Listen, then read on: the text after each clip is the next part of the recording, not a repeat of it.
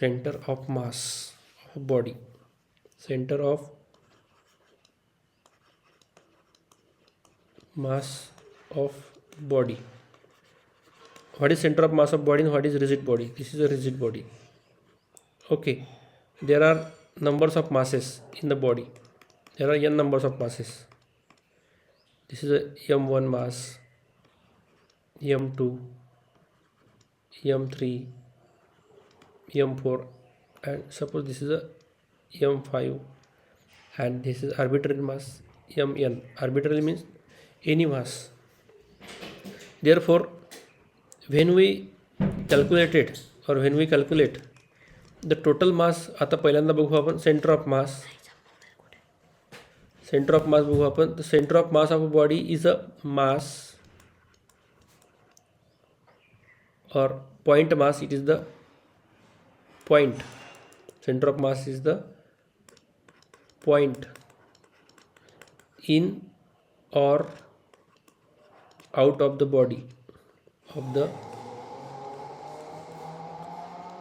where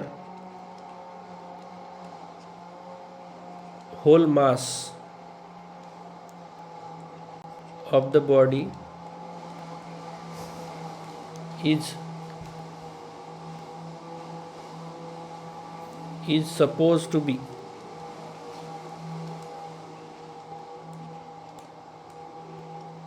concentrated.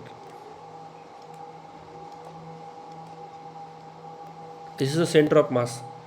Okay, and second point इथे घेऊ आपण centre of gravity.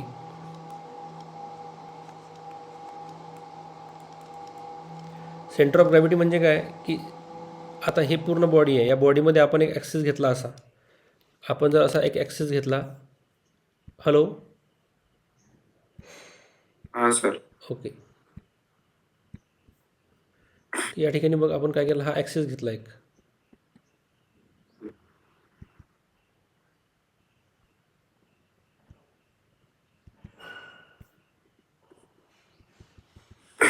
This axis passing through the body. या ॲक्सिसच्या भोवती काय झालं की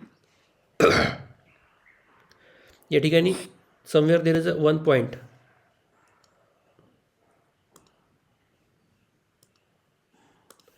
somewhere there is a one point.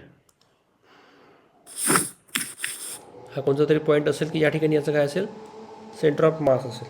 Okay, आता सेंटर ऑफ ग्रॅव्हिटी म्हणजे काय की आपण समजा याला असं दिस इज अ पॉईंट. याला जर आपण टांगलं, असं टांगलं म्हणजे काय तुला समजते का, टांगणे.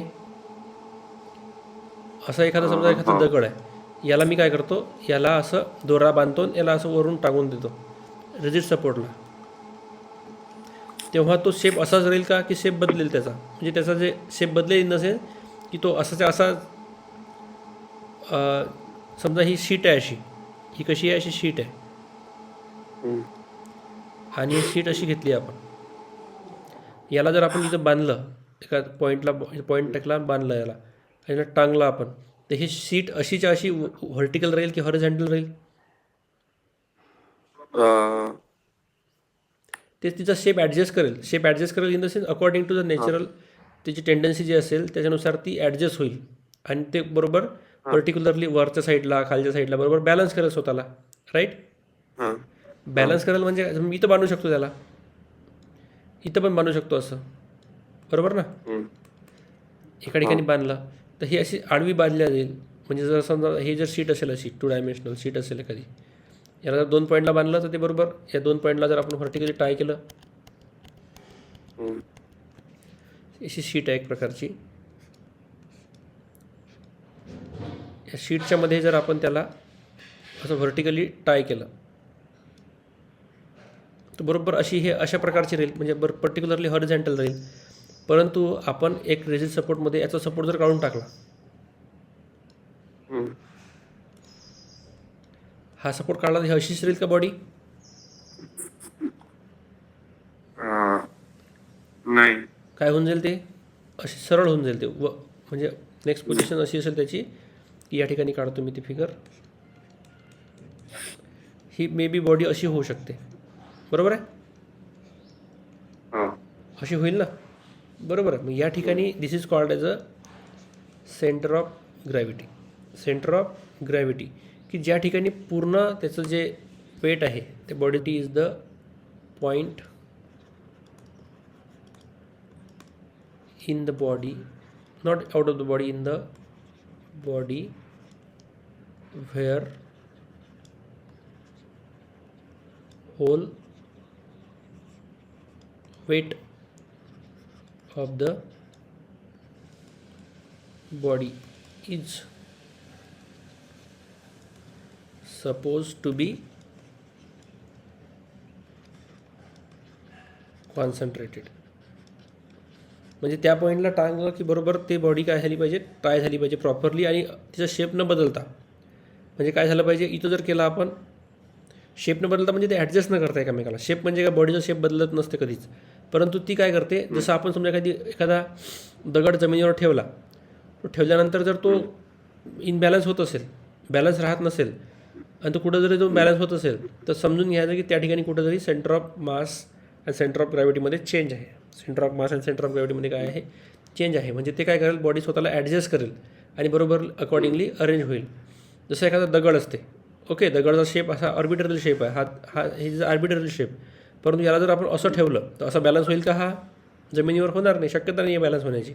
परंतु याला आपण ॲडजस्ट जर केलं, याला काय केलं आपण, ॲडजस्ट जर केलं व्यवस्थित आणि ॲडजस्ट केल्यानंतर जर आपण त्याला प्रॉपरली ठेवून दिलं तर तो बरोबर कुठं ना कुठे स्वतःला ॲडजस्ट करेल आणि जमिनीवर थांबून जाईल. Okay, this is called centre of gravity. तर या ठिकाणी आपण दोन कॉन्सेप्ट शिकलो, सेंटर ऑफ ग्रॅव्हिटी आणि सेंटर ऑफ मास.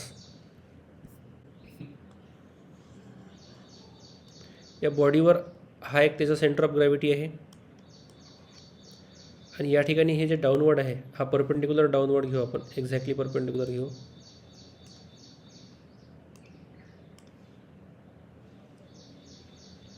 हा परपेंडिक्युलर घेतला आपण, हा डाऊनवर्ड आहे.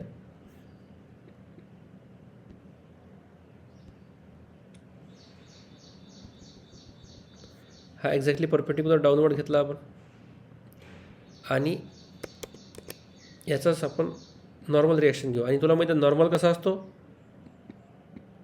व्हर्टिकली अपवर्ड, जसं ग्रॅव्हिटेशनच्या खाली, ग्रॅव्हिटेशनच्या पेक्षा जसं ग्रॅव्हिटेशन डाऊनवर्ड असते तसं नॉर्मल रिॲक्शन हा perpendicular to the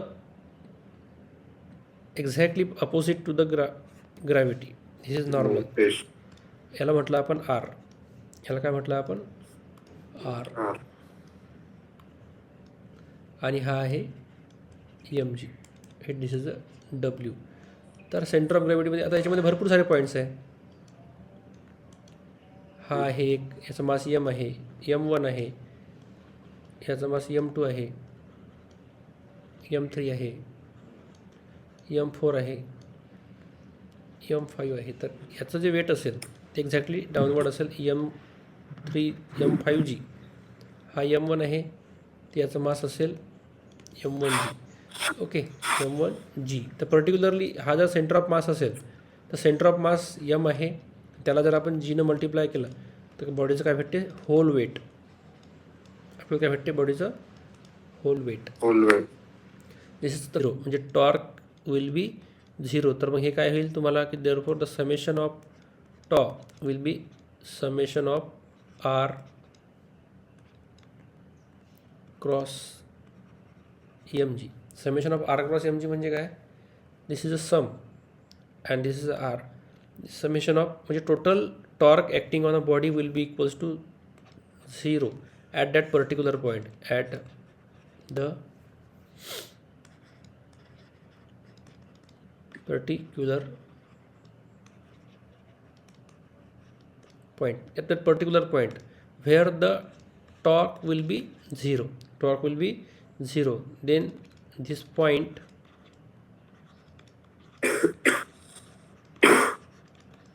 is called, this point is called center of gravity. Okay.